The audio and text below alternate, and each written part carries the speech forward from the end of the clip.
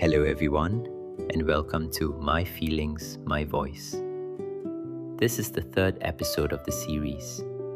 Today, I'd like to share something that is deeply personal and very close to my heart. Whenever the anniversary of my mother's passing comes around, I find myself thinking of her even more. People often say that time heals all wounds, but I don't think that's entirely true.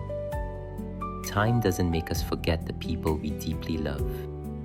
Instead, it teaches us how to carry our love and our memories with us as we continue living. It also helps us understand that many things we didn't appreciate when we were young were in fact different expressions of love. My father passed away when I was only 3 years old. From that day onward, my mother single-handedly carried the responsibility of raising our family. Life was never easy, but she never surrendered to hardship. As a child, I never truly understood how much she had sacrificed. Only after growing older and experiencing the ups and downs of life myself did I begin to understand the extraordinary woman she was. Even today, there are a few childhood memories that remain as vivid as if they had happened yesterday. When I was in the lower primary years, my science teacher asked every student to bring a pet fish to class the following week, a goldfish or something similar. I went home and told my mother about it. She didn't say very much. Later, she went to the fish market and bought me a small live fish. It wasn't a goldfish or an ornamental pet fish like the other children brought. It was simply a little live fish from the market, something I believe she could afford at the time. When I took it to school, many of my classmates giggled. As a little boy, I felt rather embarrassed. But today, when I look back, I've never blamed my mother.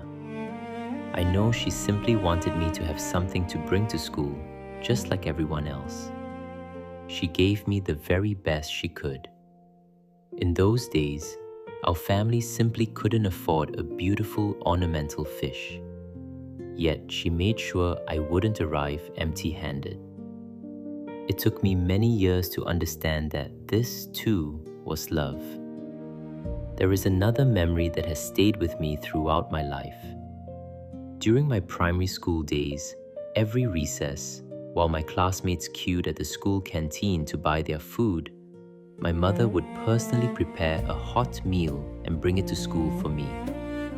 As a child, I only knew that my lunch was different from everyone else's. Looking back now, perhaps she was trying to save whatever little money she could. Perhaps she simply wanted to make sure I had something warm and nourishing to eat. Whatever the reason, those home-cooked meals remain among the warmest memories of my childhood. They weren't just lunches. They were a mother's love, carefully prepared and quietly delivered every single day.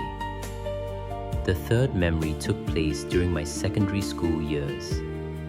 I was very active in extracurricular activities and often stayed back after school for meetings, training sessions, and preparations.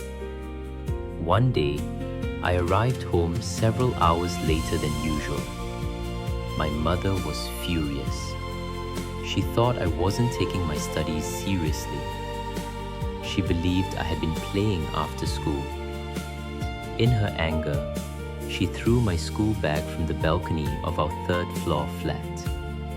She scolded me sternly and said that if I wasn't serious about studying, then I needn't go to school anymore. At that moment, I was deeply hurt. I had always understood our family's circumstances.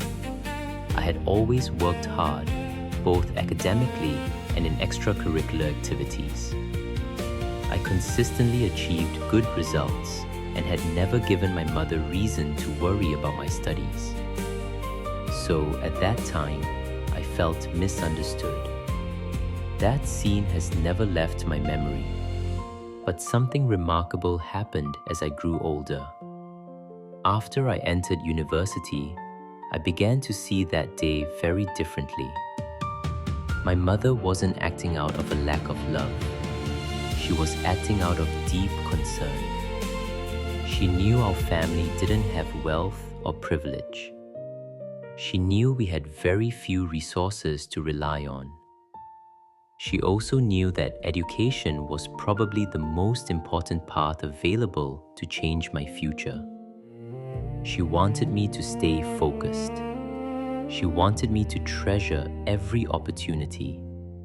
She wanted me to go further in life than she ever had the chance to. Only then did I truly understand. What she threw from the balcony wasn't merely a school bag.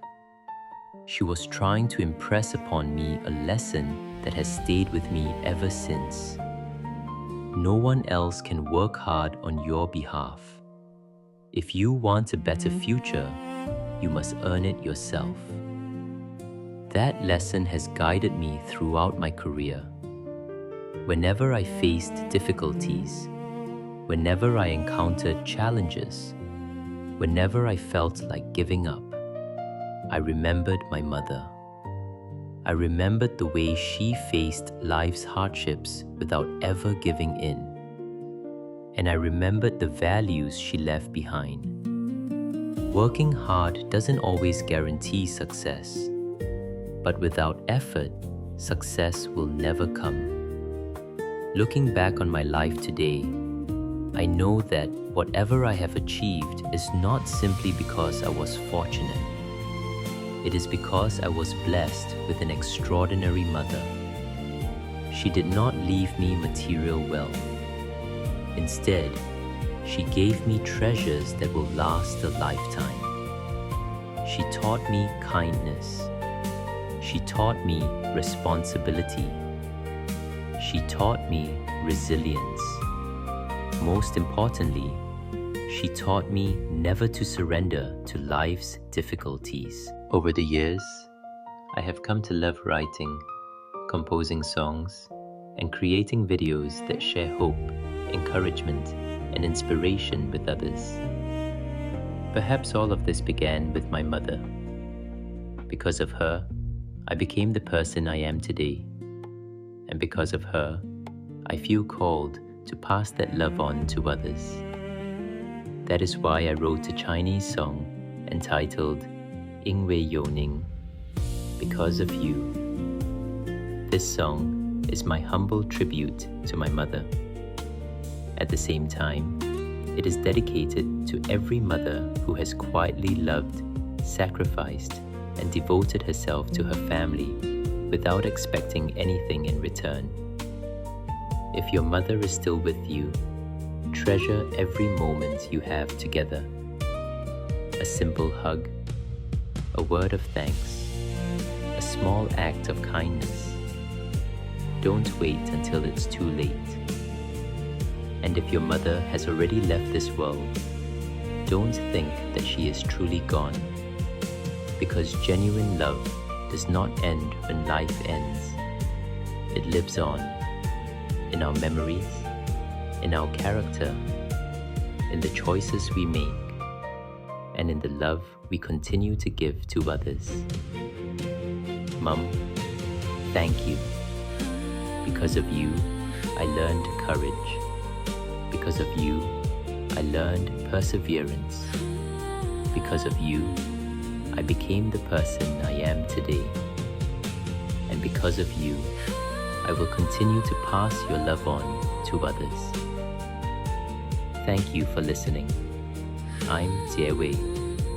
This has been My Feelings, My Voice. Until next time, take care and God bless.